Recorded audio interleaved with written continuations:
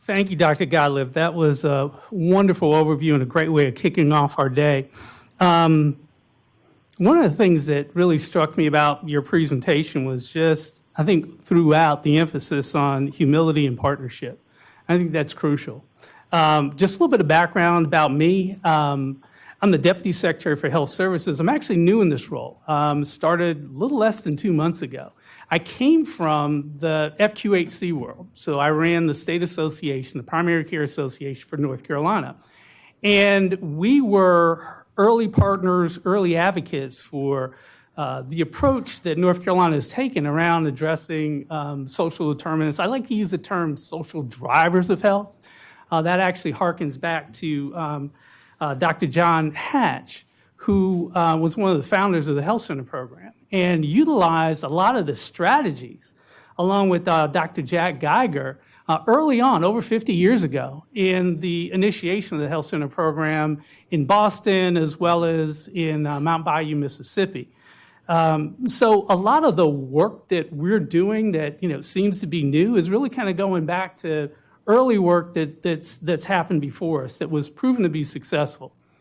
So I'm not sure if you can see my slides yet. Okay, let me just back up real quick. So yeah, here's where I am. So a little bit about North Carolina. We are the 10th most populous state in the nation, but we're the 37th in terms of our overall health status. Some real shocking statistics include the fact that 21% of children don't have consistent access to food. That's over a fifth. And then 20% of children have had 2 or more adverse childhood events. 47% of women experience intimate partner violence. We have a real issue with the uninsured. Over 500,000 people would benefit from expanded Medicaid, which our legislature has yet to do. We also have 29% of low-income adults that went without care due to the cost. And then we have a huge housing problem like you see in many parts of the country and a growing gentrification in our urban areas. And it's really exacerbated by the recent hurricanes we've had over the last few years where people have been displaced from the coastal regions and finding it difficult to relocate. So where we are in our state is we recognize the fact, as Dr. Gottlieb mentioned, that just buying health care isn't effective. We really need to buy health. And health and the drivers of health are more than just health care. Health care only accounts for 10% of what actually makes people healthy or causes people to be ill. A lot of it really revolves around those other factors, behavioral patterns, social circumstances, environmental exposures. And so what we're doing is currently our spending is really around direct medical care rather than the other services. And so this creates a great opportunity for us to look at addressing people's unmet essential needs.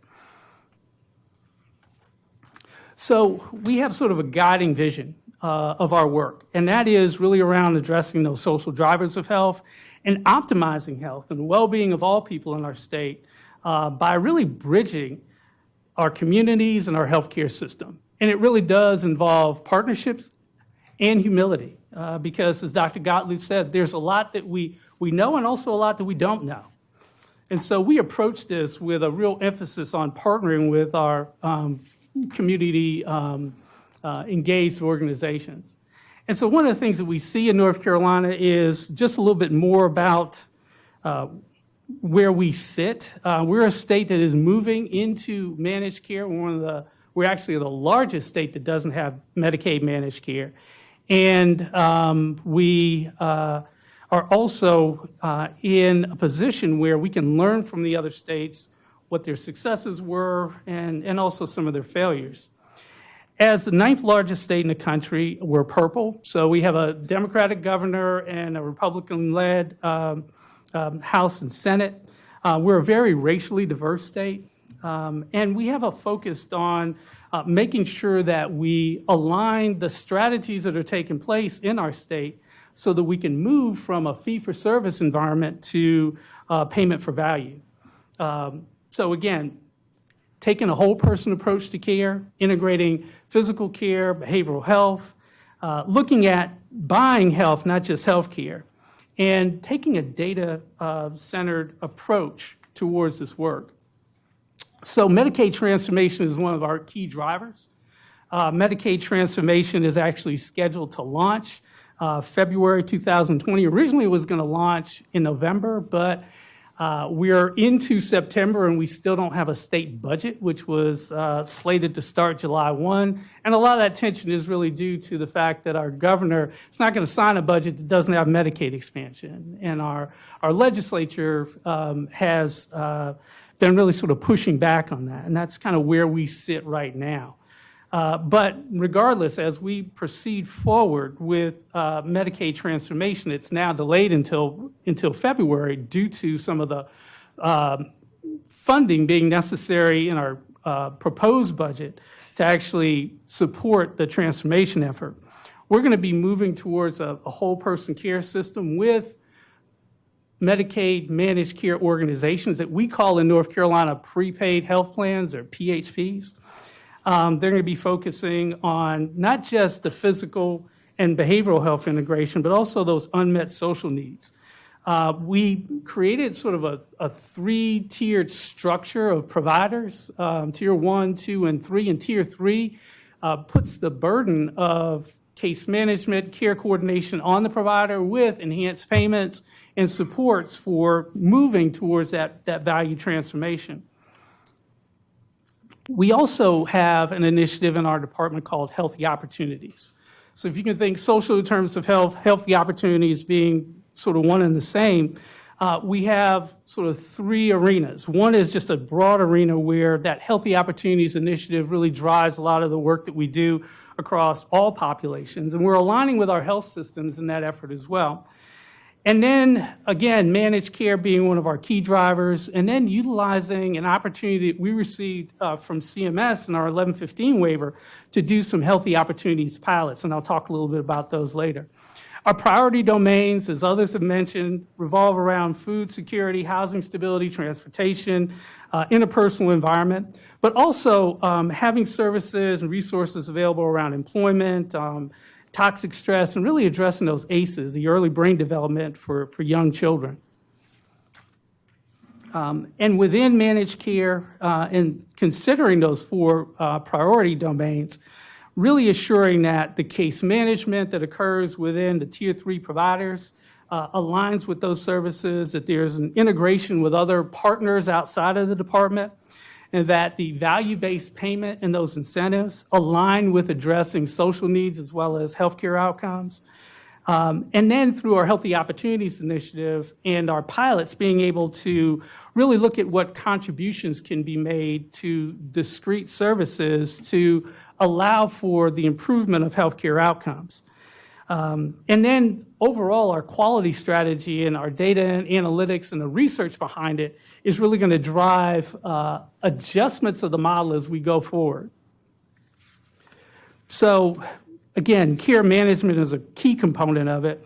It's going to be very important that we utilize teams of care managers that have a focus and resources available around navigating social services, trauma-informed care, because one of the things we find is that so many, particularly of our Medicaid beneficiaries and their children, have experienced some form of trauma.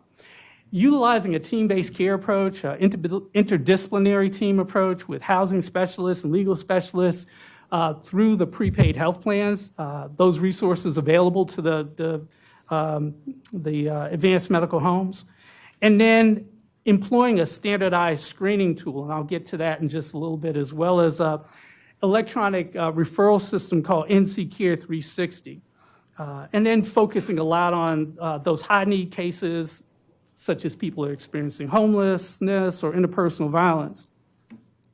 We also want to make sure that the payments and the incentives are aligned. So those value-based payments, again, focusing on health as well as the delivery of social services, and then creating incentives, excuse me, for the prepaid health plans to actually invest in these services, particularly in the pilot communities, and then ideally going forward throughout the state, and making that advantageous for them in terms of their contributing to their MLR, as well as giving them certain advantages if they contribute from some of their capitated revenues in an auto-assignment preference for beneficiary assignment. Excuse me. So some of the elements and the infrastructure that we've put in place include some geomapping of hotspots for these social drivers across the state. Again, a statewide screening protocol, utilizing this electronic system of NC Care 360, this resource platform and database. Developing a community health worker program, a statewide initiative through our department, but also partnering with community colleges and our AHEC program to create an approach to train community health workers statewide and then have them employable by health systems, by prepaid health plans, by advanced medical homes to do a lot of the community level work. As I mentioned before, our state has been impacted by hurricanes, so having an approach and resources to bring folks and assist folks relocating back to their communities after displacement, and then making sure that we're taking advantage of existing resources and benefits that are available through federal and state programs. Here's just a visual of the hotspot map that I mentioned. It's something that we will continue to grow and develop. We also have a health information exchange in our state that has had some fits and starts. It's kind of in its third evolution, but it's making progress now, and Medicaid aligns with it in terms of the requirement that Medicaid providers and eventually recipients of state grants are required to connect to our HIE. And so one of our final frontiers is being able to take the data that comes in through our resource platform on social needs and some of the morbidity data and data that is exchanged to the HIE and be able to do some analytics and geomapping with that as well. Just sort of another view of that hotspot map and some of the things that we can address. I'm going to try to move a little bit quickly. Like others, we've developed our social screening questions, our social determinants of health questions from tools like Prepare. I think Prepare is about half of the structured questions, as well as other questions that have been tested before. We didn't try to reinvent that. There's so much work that's out there. We really tried to incorporate it. We did some testing in various community sites, health departments, community health centers, hospitals to evaluate the screening and then retool it. Our intent is for the participants in the Medicaid program, those advanced medical homes and prepaid health plans to utilize that same screening tool. We want to have some consistency there so we can measure it. And of course, we reserve the right to adjust it along the way if we see some errors and issues that come up. So here's a little bit about that statewide resource platform, NC Care 360. It's really a combination of entities that have come together to develop this. A lot of the backbone is really through Unite Us, which took a service for veterans and actually deployed it to general services across the state. Right now, this is rolling out somewhat independently of Medicaid. We're in 30 counties. And by the end of 2020, we'll be in all 100 counties across the state. And the counties were essentially selected in clusters by their interests, by their readiness, and by other resources that they had at the table to work with the early adopters and develop some successes and use the lessons learned in those places to refine the process going forward. So there are core functions that these services provide. The statewide resource directory, which had existed in pockets, but it's really kind of come together. We've had a 211 call center for several years, integrating those resource directories, the call center, and utilizing an API data approach through Expound to collect all that, refine it, and collate it. And then making sure that we had the Unite Us, NC Care 360 platform in place, along with community engagement managers to actually help the rollouts in a county-by-county approach. So from the Healthy Opportunities pilots, this was an initiative that, CMS approved with our 1115 waiver. $650 million is available over 5 years to actually pay for very discrete services that would enhance health outcomes for Medicaid beneficiaries.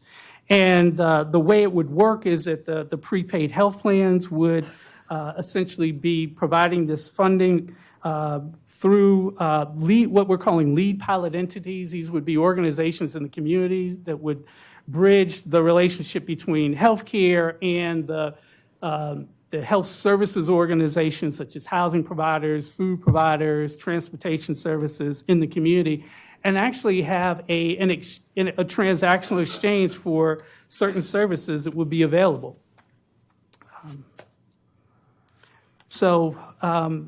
With the pilot services, one of the things that we're concerned about is making sure that we're utilizing those pilot services and paying for those non-healthcare interventions in a way that's going to move the needle on some of the most vulnerable patients. So the criteria is at least one physical or behavioral health condition.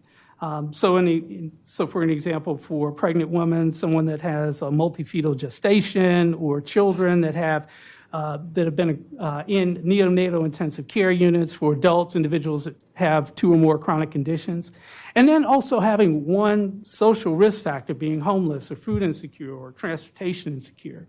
So those would be the patients that would be emphasized in this initiative. And in terms of the approved pilot services that we've received in our 1115 waiver, we're really looking at in those 4 domains of housing, food, transportation, interpersonal violence. Things like tenancy support and sustaining services. So, for example, paying a 1-month security deposit, first month rent, being able to provide some bridge funding to keep people in housing so that they don't become homeless. And also helping with utilities, and then taking advantage of certain programs that currently exist, like weatherization programs. With food, making sure, of course, that they're eligible for WIC, SNAP, and other services, but then being able to provide healthy food packages for individuals that are food insecure, that, let's say, for example, have diabetes, that need a certain diet, may need more fruits and vegetables. Transportation services to not just healthcare and Medicaid visits, but also social service visits, and then really addressing interpersonal violence at the family level. So moving kind of quickly along, within the financing of this arrangement, the prepaid health plans they're going to have a capitated rate, and that the advanced care payments, particularly as we move into the areas where there are pilots, are going to be geared more and more towards assuring that the incentives move towards value, but also incorporate those social drivers as we consider what are the things that are necessary to not just pay for health care, but make sure that we're getting health as well. So where we are in terms of evaluation is critical to this process. We're very fortunate that we have the University of North Carolina and the Shep Center for Health Services Research working with us. Part of our evaluation protocol is going to be doing rapid cycle assessments, quickly evaluating strategies that work, those that don't, making adjustments along the way. We intend to have metrics that will continue to grow. I think in that spirit, as Dr. Gottlieb mentioned, of humility and working with communities, we want to make sure that we're listening. We want to make sure that we don't when we come into our communities with preconceived notions, because we always will, we'll check those assumptions and really validate them. And then we'll also utilize models that will allow us to determine how we can best scale this approach statewide. So here's a little bit about our timeline and our process. Where we are right now, it's fall 2019, and we're actually currently reviewing our RFP and tightening up some of the assumptions, some of the methodologies, even the funding of reimbursements for certain services. We plan on issuing the RFP in the next few weeks, and then awarding the local the lead pilot entities for the Healthy Opportunities Initiatives in early 2020. And then over the next 5 years, really building the capacity of those lead pilot entities, building the capacity of health services organizations in the communities, and then refining the model over that period of time out and through October of 2014. We're not alone in North Carolina in this effort. There are other entities that are involved in this. As I said, Medicaid is really the driver, but Blue Cross Blue Shield of North Carolina has been very active in this space and is really partnering with us in many of these initiatives. We also have within North Carolina some very advanced health systems as well as primary care providers that have been participating in ACO initiatives like the Medicare Shared Savings Program and other value-based reimbursement models. To learn more about what we're doing here are just a few web links that you can go to, and we hope to be able to give you updates periodically as we advance through this model. And I'm sure many of the assumptions that we're making now will have checked at the door, and we'll have much to learn and much to share as we go through this process. I thank you for the opportunity.